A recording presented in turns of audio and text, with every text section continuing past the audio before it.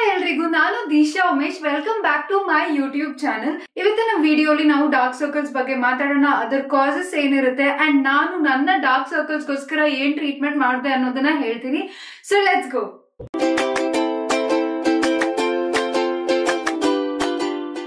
ಈಗ dark circle causes ಬಗ್ಗೆ ಮಾತಾಡೋಣ. ಫಸ್ಟ್ ಒನ್ ಎಲ್ಲರಿಗೂ ಗೊತ್ತಿರೋ ಹಾಗೆ ಏನಂದ್ರೆ ಲ್ಯಾಕ್ ಆಫ್ ಸ್ಲೀಪ್. ಸರಿಯಾಗಿ ನಿದ್ದೆ ಮಾಡಿಲ್ಲ ಅಂದ್ರೆ ಡಾರ್ಕ್ ಸರ್ಕಲ್ಸ್ ಬರುತ್ತೆ. ಯಾಕೆ? ಅದರ ಮೇನ್ ರೀಸನ್ ಏನು ಅಂದ್ರೆ lack of blood circulation. So ನಾವು ಸರಿಯಾಗಿ ನಿದ್ದೆ ಮಾಡಿಲ್ಲ, ಸರಿಯಾಗಿ ರೆಸ್ಟ್ ಮಾಡಿಲ್ಲ ಅಂದ್ರೆ ನಮ್ಮ ಕಣ್ ಕೆಳಗಡೆ ಸರ್ಕ್ಯುಲೇಷನ್ ಸರಿ ಆಗಲ್ಲ, ಆದ್ರಿಂದ ಡಾರ್ಕ್ ಸರ್ಕಲ್ಸ್ ಫಾರ್ಮ್ ಆಗುತ್ತೆ. ಅದಲ್ಲದೆ ಡಾರ್ಕ್ ಸರ್ಕಲ್ಸ್ ಆಗೋದು ತುಂಬಾ ಸ್ಟ್ರೆಸ್ ಇದ್ರೆ ಅಥವಾ ಸ್ಮೋಕಿಂಗ್ ಅಥವಾ ಡ್ರಿಂಕಿಂಗ್ ಹ್ಯಾಬಿಟ್ಸ್ ಇದ್ರೆ ಕೂಡ ಅವರಲ್ಲಿ ಡಾರ್ಕ್ ಸರ್ಕಲ್ಸ್ ಜಾಸ್ತಿ ಇರುತ್ತೆ. ಯಾಕೆ ಅಂದ್ರೆ ಅದು ಡಿಹೈಡ್ರೇಷನ್ ಕಾಸ್ ಮಾಡುತ್ತೆ. ನಿಮ್ಗೆ ಎಲ್ರಿಗೂ ಗೊತ್ತಿರೋ ಹಾಗೆ ಡಿಹೈಡ್ರೇಷನ್ ಇಂದ ತುಂಬಾನೇ ಸ್ಕಿನ್ ಸಿಂಪ್ಟಮ್ಸ್ ಕಾಣಿಸುತ್ತೆ. ನೆಕ್ಸ್ಟ್ ಡಾರ್ಕ್ ಸರ್ಕಲ್ ಕಾಸ್ ಏನು ಅಂದ್ರೆ ಅಲರ್ಜೀಸ್. ಅಕಸ್ಮಾತ್ ಏನಾದ್ರೂ ಕಣ್ ಅಲರ್ಜಿ ಇದ್ರೆ, ತುಂಬಾ ಡಸ್ಟ್ ಹೋಗಿ ಜಾಸ್ತಿ ಕಂಟಿನ್ಯೂಸ್ಲಿ ಕಣ್ಣಿಂದ ನೀರು ಬರೋದು, ಕಣ್ ರೆಡ್ನೆಸ್ ಆಗೋದು ಅಥವಾ ಕಣ್ಣಲ್ಲಿ ಇಚ್ಚಿಂಗ್ ಇರೋದ್ರಿಂದ ಕೂಡ ಡಾರ್ಕ್ ಸರ್ಕಲ್ಸ್ ಬರುತ್ತೆ. ಇನ್ನೊಂದು ಇಂಪಾರ್ಟೆಂಟ್ ಥಿಂಗ್ ಏನಂದ್ರೆ ಐ ಅಲರ್ಜಿ. ಯಾವುದೇ ರೀತಿ ಕಣ್ ಅಲರ್ಜಿ ಇದ್ರೆ ನಾವು ಜಾಸ್ತಿ ರಬ್ ಮಾಡ್ಕೊಳ್ಳೋ ಅಷ್ಟು ಜಾಸ್ತಿ ಅದು ಸ್ಕಿನ್ ನ ಡ್ಯಾಮೇಜ್ ಮಾಡುತ್ತೆ, ಆದ್ರಿಂದ ಕೂಡ ಡಾರ್ಕ್ ಸರ್ಕಲ್ಸ್ ಆಗುತ್ತೆ. ಡಾರ್ಕ್ ಸರ್ಕಲ್ಸ್ ಜೊತೆ ಅಕಸ್ಮಾತ್ ತುಂಬಾ ಪಫಿನೆಸ್ ಇದ್ರೆ ಅಂದ್ರೆ ಕಣ್ಣು ಊದ್ಕೊಳ್ಳೋದು, ಎಷ್ಟೊಂದ್ ಜನಕ್ಕೆ ಇನ್ಕ್ಲೂಡಿಂಗ್ ನೀವು ಒಂದೊಂದ್ಸತಿ ಬೆಳಗ್ಗೆ ಎದ್ದ ತಕ್ಷಣ ಕಣ್ಣೆಲ್ಲ ಫುಲ್ ಊದ್ಕೊಂಡ್ ಬಿಟ್ಟಿರುತ್ತೆ, ಹಿಂಗ್ ಕಾಣಿಸ್ತಾ ಇರ್ತೀನಿ. ಸೊ ಅದೇ ರೀತಿ ಪಫಿನೆಸ್ ಇದ್ರೆ it could be because of too much of salt consumption. ಅಂದ್ರೆ ನಿಮ್ಮ ಊಟದಲ್ಲಿ ತುಂಬಾ ಸಾಲ್ಟ್ ಇದ್ರೆ, ತುಂಬಾ ಉಪ್ಪಿನ ಪದಾರ್ಥ ಇದ್ರೆ, ಉಪ್ಪಿನಕಾಯಿ, ಹಪ್ಳ, ಸಂಡಿಗೆ, ಈ ಫ್ರೈಡ್ ಫುಡ್ ಈ ಎಲ್ಲದ್ರಲ್ಲೂ ಸಾಲ್ಟ್ ಜಾಸ್ತಿ ಇರುತ್ತೆ, ಆದ್ರಿಂದ ಪಫಿನೆಸ್ ಕಾಸ್ ಮಾಡುತ್ತೆ. ಆದ್ರಿಂದ ಕಣ್ ಹತ್ರ ಊತ ಇರುತ್ತೆ, ಸ್ಪೆಷಲಿ ಅಂಡರ್ ಐ ಬ್ಯಾಗ್ಸ್ ಅಂತ ಹೇಳ್ತೀವಿ ಅದಕ್ಕೆ. ಕೊನೆಯದಾಗಿ ಇನ್ನೊಂದು ಕಾಮನ್ ಕಾಸ್ ಡಾರ್ಕ್ ಸರ್ಕಲ್ಸ್ಗೆ ಯಾವ್ದು ಅಂದ್ರೆ ಜೆನೆಟಿಕ್ಸ್. ನಾನ್ ಮುಂಚೆ ವಿಡಿಯೋಸ್ ಅಲ್ಲೂ ಹೇಳ್ಕೊಂಡ್ ಬಂದಿದ್ದೀನಿ, ನನ್ ಡಾರ್ಕ್ ಸರ್ಕಲ್ಸ್ ಇರೋದು ಜೆನೆಟಿಕ್ಸ್. ನನ್ ತಾತಾಗಿತ್ತು, ನನ್ನ ಫ್ಯಾಮಿಲಿ ತುಂಬಾ ಜನಕ್ಕಿತ್ತು, ನನ್ಗೂ ಬಂದಿದೆ. ಅಂದ್ರೆ ನನ್ ಚಿಕ್ಕ ವಯಸ್ಸಿಂದಾನು ನನ್ಗೆ ಡಾರ್ಕ್ ಸರ್ಕಲ್ಸ್ ಇತ್ತು. ಏನ್ ಮಾಡಿದ್ರು ಡಾರ್ಕ್ ಸರ್ಕಲ್ಸ್ ಹೋಗ್ತಾನೆ ಇರ್ಲಿಲ್ಲ. ಮೇನ್ಲಿ ಯಾಕೆ ಅಂದ್ರೆ ವಾಲ್ಯೂಮ್ ಲಾಸ್. ಅಂದ್ರೆ ಲೋವರ್ ಐಲಿಡ್ಸ್ ಅಲ್ಲಿ ವಾಲ್ಯೂಮ್ ಕಮ್ಮಿ ಇರೋದ್ರಿಂದ ನಂಗೆ ಡಾರ್ಕ್ ಸರ್ಕಲ್ಸ್ ತುಂಬಾ ಪ್ರಾಮಿನೆಂಟ್ ಆಗಿ ಕಾಣ್ತಾ ಇತ್ತು. ಹಾಗೆ ಏಜಿಂಗ್ ಅಂದ್ರೆ ವಯಸ್ಸು ಆಗ್ತಾ ಆಗ್ತಾ ಕೂಡ ಡಾರ್ಕ್ ಸರ್ಕಲ್ಸ್ ಜಾಸ್ತಿ ಕಾಣಿಸ್ಕೊಂಡ್ ಬರುತ್ತೆ. ಯಾಕೆ ಅಂದ್ರೆ again volume loss. So lower eyelid ಅಲ್ಲಿ ಕಣ್ ಕೆಳಗಡೆ ವಾಲ್ಯೂಮ್ ಲಾಸ್ ಆದ್ರೆ ಕಣ್ ಒಳಗೊಟ್ಟೋಗ್ಬಿಡುತ್ತೆ, ಅಂದ್ರೆ ಹಾಲೋನೆಸ್ ತರ ಕಾಣಿಸುತ್ತೆ. ಸೊ ಆದ್ರಿಂದ ಕೂಡ ಡಾರ್ಕ್ ಸರ್ಕಲ್ಸ್ ತುಂಬಾ ಎತ್ತಿ ಕಾಣಿಸುತ್ತೆ. ಸೊ ಈಗ ಡಾರ್ಕ್ ಸರ್ಕಲ್ ಟ್ರೀಟ್ಮೆಂಟ್ ಬಗ್ಗೆ ಮಾತಾಡೋಣ. ನಾನು ಇಲ್ಲಿ ಮಾರ್ಕೆಟ್ ಅಲ್ಲಿರೋ ಎಲ್ಲಾ ಕ್ರೀಮ್ಸ್ ಟ್ರೈ ಮಾಡಿದ್ದೀನಿ. Literally nothing work for me. ಆಯ್ತಾ, ಎಲ್ಲಾ brands under I creams try ಮಾಡಿದೆ, ಅಂಡರ್ ಐ ರೋಲ್ಸ್ ಟ್ರೈ ಮಾಡಿದೆ, ಜೆಲ್ಸ್ ಟ್ರೈ ಮಾಡಿದೆ, ನನ್ಗೇನು ವರ್ಕ್ ಆಗಿಲ್ಲ. ಒಂದು ನನಗೆ ತುಂಬಾ ಶೋರ್ ಆಗಿ ಗೊತ್ತಿದೆ ಏನಂದ್ರೆ ನನ್ನ ಡಾರ್ಕ್ ಸರ್ಕಲ್ಸ್ ಇರೋದು ಜೆನೆಟಿಕ್ ಕಾಸ್. ಸೊ ನಾನು ಏನ್ ಮಾಡಿದ್ರು, ಸರಿಯಾಗಿ ಮಲ್ಕೊಂಡ್ರು, ಡಯಟ್ ನೋಡ್ಕೊಂಡ್ರು, ಅದೆಲ್ಲಾ ಮಾಡ್ತಾ ಇದ್ರು ಹೋಗ್ತಾ ಇರ್ಲಿಲ್ಲ ನನಗೆ. ಸೊ ಹನಿ ಟ್ರೈ ಮಾಡಿದೆ, ಅಲೋವೆರಾ ಜೆಲ್ ಟ್ರೈ ಮಾಡಿದೆ, ಅದೆಲ್ಲದ್ರಿಂದ ಚೂರ್ ಡಿಫ್ರೆನ್ಸ್ ಕಾಣಿಸ್ತಾ ಇತ್ತು. ಬಟ್ ನನ್ ಮುಖ ನೋಡಿದ ತಕ್ಷಣ ಓ ಇವಳು ಡಾರ್ಕ್ ಸರ್ಕಲ್ಸ್ ಇದೆ ಅಂತ ಎಲ್ರಿಗೂ ಗೊತ್ತಾಗೋದು, ಅದೇ ರೀತಿ ಇರ್ತಾ ಇತ್ತು. ಸೊ ಇದ್ರ ಬಗ್ಗೆ ಸ್ವಲ್ಪ ರಿಸರ್ಚ್ ಮಾಡಿದೆ ಏನ್ ಮಾಡ್ಬೇಕು ಅಂತ. Then finally under eye fillers ಬಗ್ಗೆ ನಾನು ನೋಡಿದೆ, ಅದ್ರ ಬಗ್ಗೆ ನಾನು ಸ್ವಲ್ಪ ಓದಿದೆ. ಓಕೆ, ಸೊ ಇದು ಮಾಡ್ಸೋಣ ಅಂತ ನಾನು ಡಿಸೈಡ್ ಮಾಡಿದೆ. ಸೊ ನಾನು ಅಂಡರ್ ಐ ಫಿಲ್ಲರ್ಸ್ ಗೋಸ್ಕರ ಹೋಗಿದ್ದ ಜಾಗ ಸ್ಕಿನ್ ಡಿಸೈರ್ಸ್ ಅಂಡ್ ಡರ್ಮಾಕೋ ಅಂತ ಬಸವೇಶ್ ನಗರಲ್ಲಿ ಒಂದ್ ಬ್ರಾಂಚ್ ಇದೆ. ಈ ಜಾಗದ ಲಿಂಕ್ ನಾನು ಡಿಸ್ಕ್ರಿಪ್ಷನ್ ಅಲ್ಲಿ ಹಾಕಿ, ಕಾಮೆಂಟ್ ಸೆಕ್ಷನ್ ಅಲ್ಲಿ ಹಾಕಿ ಪಿನ್ ಮಾಡಿರ್ತೀನಿ. You can go check it out later. ಈ ವಿಡಿಯೋ ಕೊನೆಯಲ್ಲಿ ಪ್ರೈಸ್ ಚಾರ್ಟ್ ಕೂಡ ಹಾಕಿರ್ತೀನಿ. ಸೊ ಈಗ ಅಂಡರ್ ಐ ಫಿಲ್ಲರ್ಸ್ ಬಗ್ಗೆ ಮಾತಾಡೋಣ. ಸೊ ನಾನು ಅಂಡರ್ ಐ ಫಿಲ್ಲರ್ಸ್ ಮಾಡಿಸಿದ್ದು ಯಾವ್ದು ಅಂದ್ರೆ ಹೈಲುರೋನಿಕ್ ಆಸಿಡ್. ಸೊ ನಿಮ್ಗೆ ಎಲ್ರಿಗೂ ಗೊತ್ತು, ಹೈಲುರೋನಿಕ್ ಆಸಿಡ್ ಬೇಸಿಕ್ಲಿ ಹೈಡ್ರೇಷನ್ ಗೋಸ್ಕರ ಮುಖ್ಯ. ಅದು ಸ್ಕಿನ್ ನ ಪ್ಲಂಪ್ ಮಾಡುತ್ತೆ, ಅದು ಸರೌಂಡಿಂಗ್ ಮಾಯಿಶ್ಚರ್ ನ ಅಬ್ಸಾರ್ಬ್ ಮಾಡಿ ಸ್ಕಿನ್ ನ ಪ್ಲಂಪ್ ಮಾಡುತ್ತೆ. ನನ್ನ ಅಂಡರ್ ಐ ಫಿಲ್ಲರ್ಸ್ ಮಾಡಿಸ್ಕೊಳ್ಳೋ ಮುಂಚೆ ನಂಗೆ ತುಂಬಾನೇ ಭಯ ಆಗ್ತಾ ಇತ್ತು. ಯಾಕೆ ಅಂದ್ರೆ I am allergic to hyaluronic acid. ನಾನು ನಿಮ್ ಎಲ್ರಿಗೂ ಹೇಳಿದೀನಿ. ಸೊ ನಾನು ಫಸ್ಟ್ ಹೋದ ತಕ್ಷಣ ಹೇಳಿದೆ I am allergic to hyaluronic acid. So ನನಗೆ ಗೊತ್ತಿಲ್ಲ ಅದು ವರ್ಕ್ ಆಗುತ್ತಾ ಇಲ್ವಾ, ತುಂಬಾ ಭಯ ಆಗ್ತಾ ಇದೆ ಅಂತ. ಸೊ ಅವರು ಫಸ್ಟ್ ನನ್ಗೆ ಅಲ್ಲಿ ಡಾಕ್ಟರ್ ಹಿಮಾನ್ವಿ ಅವರು ಫಸ್ಟ್ ನನ್ಗೆ ಪ್ಯಾಚ್ ಟೆಸ್ಟ್ ಮಾಡಿದ್ರು. ಕಿವಿ ಹಿಂದ್ಗಡೆ ತುಂಬಾ ಚಿಕ್ಕ ಕ್ವಾಂಟಿಟಿ, ಐ ಥಿಂಕ್ 0.1 ml ಅಷ್ಟು ಕಿವಿ ಹಿಂದ್ಗಡೆ ಹಾಕಿದ್ರು. ಅದಾದ್ಮೇಲೆ ಒನ್ ಡೇ ಪೂರ್ತಿ ವೇಟ್ ಮಾಡಿದ್ವಿ, ಏನೂ ಅಲರ್ಜಿ ಆಗಿರ್ಲಿಲ್ಲ, ಏನೂ ಇಶ್ಯೂ ಆಗಿರ್ಲಿಲ್ಲ. So then we will like okay let's go ahead. So ಅದರಿಂದ ನನ್ಗೆ ಏನ್ ಅರ್ಥ ಆಯ್ತು ಅಂದ್ರೆ ನಾನು ಹೈಲುರೋನಿಕ್ ಆಸಿಡ್ ಬಾಡಿ ಒಳಗ್ ಹೋದ್ರೆ ಏನು ಅಲರ್ಜಿ ಇಲ್ಲ, ಸರ್ಫೇಸ್ ಮೇಲೆ ಸ್ಕಿನ್ ಮೇಲೆ ಯೂಸ್ ಮಾಡಿದ್ರೆ ನನ್ಗೆ ಅಲರ್ಜಿ ಆಗುತ್ತೆ ಅಂತ. ಪ್ರೊಸೀಜರ್ ನ ಡೀಟೇಲ್ ಆಗಿ ಎಕ್ಸ್ಪ್ಲೇನ್ ಮಾಡ್ತೀನಿ ನಾನು. ಸೊ ಫಸ್ಟ್ ನಾನು ಅಲ್ಲಿ ಹೋಗಿದಾಗ ಅವರು ನನ್ನ ಅಂಡರ್ ಐ ಹಾಲೋನೆಸ್ ಎಷ್ಟಿದೆ ಅಂತ ನೋಡಿದ್ರು, ಅಂದ್ರೆ ಎಷ್ಟು ಒಳಗ್ ಹೋಗಿದೆ ಕಣ್ಣು ಅಂತ ನೋಡಿದ್ರು. ಅದ್ರ ಮೇಲೆ ಎಷ್ಟು ml ಹೈಲುರೋನಿಕ್ ಆಸಿಡ್ ಫಿಲ್ಲರ್ಸ್ ನ ಯೂಸ್ ಮಾಡ್ಬೇಕು ಅಂತ ಡಿಸೈಡ್ ಮಾಡಿದ್ರು. ಅದಾದ್ಮೇಲೆ ಅವರು ನನ್ಗೆ ಇಲ್ಲಿ ಲೋಕಲ್ ಅನಸ್ತೀಶಿಯಾ ನಂಬಿಂಗ್ ಕ್ರೀಮ್ ಕೊಟ್ರು.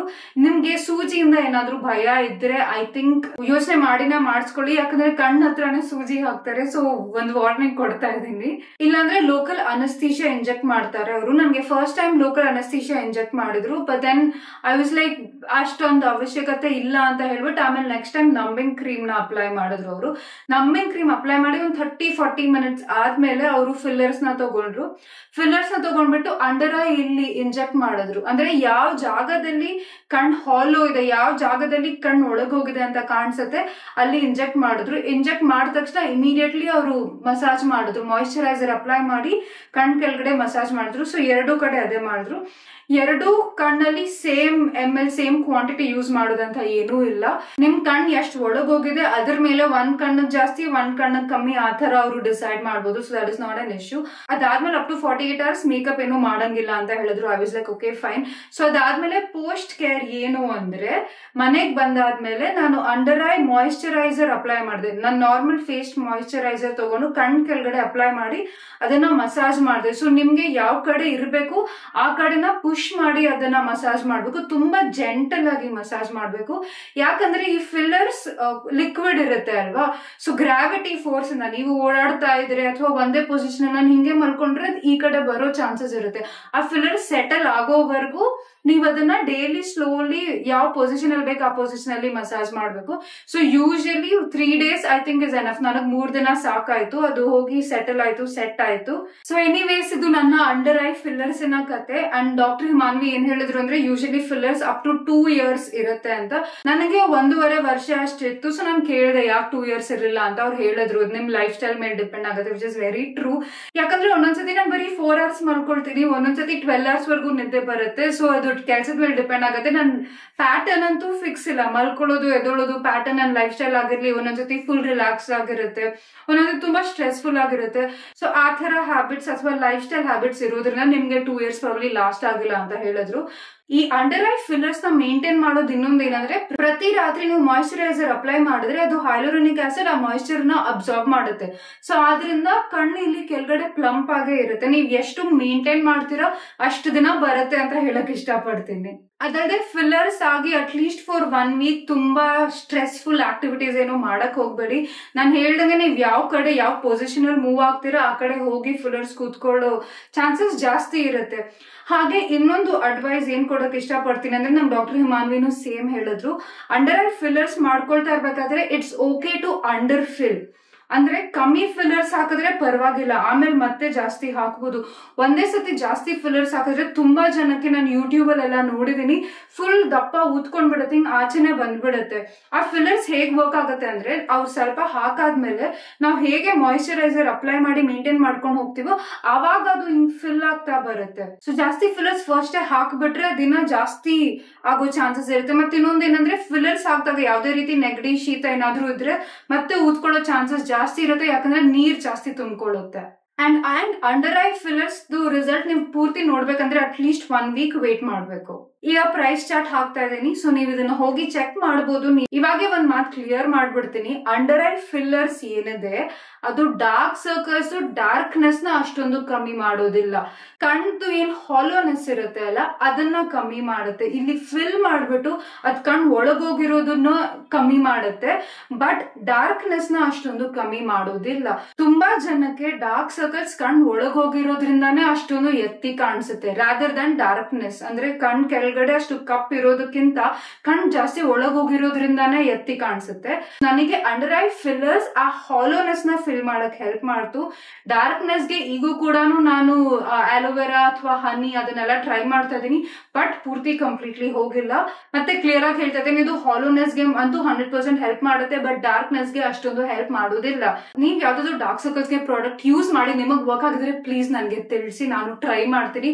ಎಲ್ಲ ಟ್ರೈ ಮಾಡಿದೀನಿ. ಸೊ ನನಗೆ ಸೋಫಾ ಫಾರ್ ಇದೇ ತುಂಬಾ ಎಫೆಕ್ಟಿವ್ ಅಂತ ಅನ್ಸ್ತು, ಅದಕ್ಕೆ ನಿಮ್ಮೆಲ್ಲರ ಜೊತೆನೂ ಶೇರ್ ಮಾಡ್ತಾ ಇದೀನಿ. Anyways, this is the end of the video guys. ಇದೇ ರೀತಿ ಯಾವ್ದಾದ್ರು ಸ್ಕಿನ್ ಕೇರ್ ವಿಡಿಯೋನ ನೀವು ಮುಂದೆ ಮಿಸ್ ಮಾಡ್ಕೋಬಾರ್ದಂದ್ರೆ ಈ ವಿಡಿಯೋಗೆ ಸಬ್ಸ್ಕ್ರೈಬ್ ಮಾಡೋದನ್ನ ಮರಿಬೇಡಿ. ಹಾಗೆ ನಿಮ್ಗೆ ಸ್ಕಿನ್ ಕೇರ್ ಬಗ್ಗೆ ಬೇರೆ ಪ್ರಶ್ನೆಗಳಿದ್ರೆ, ಬೇರೆ ವಿಡಿಯೋಸ್ ನೋಡ್ಬೇಕಂದ್ರೆ ನನ್ನ ಚಾನೆಲ್ಗೆ ಹೋಗಿ, ನನ್ನ ಚಾನೆಲ್ ಅಲ್ಲಿ ಹೋಗಿ ಪ್ಲೇ ಲಿಸ್ಟ್ ನ ಕ್ಲಿಕ್ ಮಾಡಿ, ಅಲ್ಲಿ ಸ್ಕಿನ್ ಕೇರ್ ಅಂತಾನೆ ಒಂದು ಪ್ಲೇ ಲಿಸ್ಟ್ ಇದೆ. ಆಲ್ರೆಡಿ ನಿಮ್ ತುಂಬಾ ಪ್ರಶ್ನೆಗಳ ಬಗ್ಗೆ ವಿಡಿಯೋಸ್ ನಾನು ಮಾಡಿದೀನಿ, ಸೊ ಹೋಗಿ ನೋಡಿ. ಓಕೆ, ಬಾಯ್.